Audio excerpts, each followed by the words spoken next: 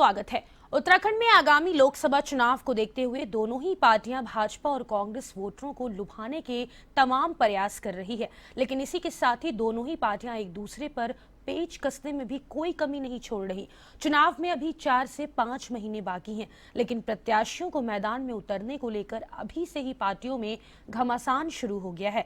वहीं अगर बात करें भाजपा की, तो भाजपा का कहना है कि कांग्रेस के पास आगामी लोकसभा चुनाव को लेकर दावेदारी नहीं है और ना उनके पास प्रत्याशी हैं, तो ऐसे में वह भी जीत का दावा कर रहे हैं। इसको लेकर बीजेपी की प्रदेश प्रवक्ता सुनीता विद्यार्थी ने बताया कि कांग्रेस पार्टी अपनी जीत का दावा तो करती है, लेकिन उनके बीच उनकी खुद की अंतर कलह ही खत्म ही नहीं होती।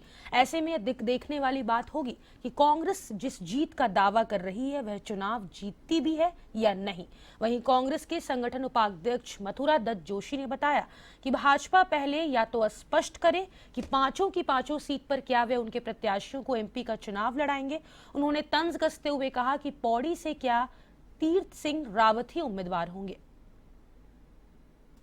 देखिए, वही सबसे बड़ी विडंबना है कि आप एक तरफ तो चुनाव लड़ने जा रहे हैं, दूसरी तरफ आपके पास जो हैं वो प्रत्याशी तक नहीं है, दावेदार तक नहीं है। प्रत्याशी तो बहुत दूर की बात हुई, पहले तो दावेदारों की लिस्ट आती है। कांग्रेस पार्टी में लीडर्स नहीं है, ये बिल्कुल सत्य है। और जो इनका आपसी जो अंतर कलह है, उसमें कहीं ना कहीं इनके जो मैं कहूँगी कि थोड़े बहुत जो लीडर्स भी थे, उनको भी आपस में काटने का काम करते हैं। तो विपक्ष में रहने के लिए भी, एक अच्छे लोकतंत्र के लिए अच्छा विपक्ष होना।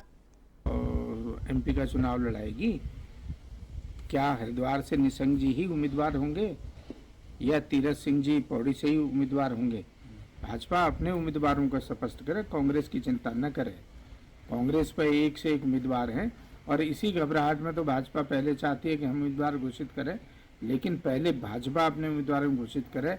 नैतिक दायित्व तो उसका बनता है जो 10 साल से एमपी हैं, जिन्होंने 10 में एक भी काम नहीं किया। 10 वर्षों में केंद्र से कोई बड़ी योजना लाने में असफल रहे हैं भाजपा के सांसद। तो भाजपा पहले स्पष्ट करे, क्या वो इन्हीं सांसदों को चुनाव लड़ेगी? जो गोद लिए हुए गांव थे, क्या वो गांव चलने फिरने लगे कि या बैठे हुए रह गए हैं?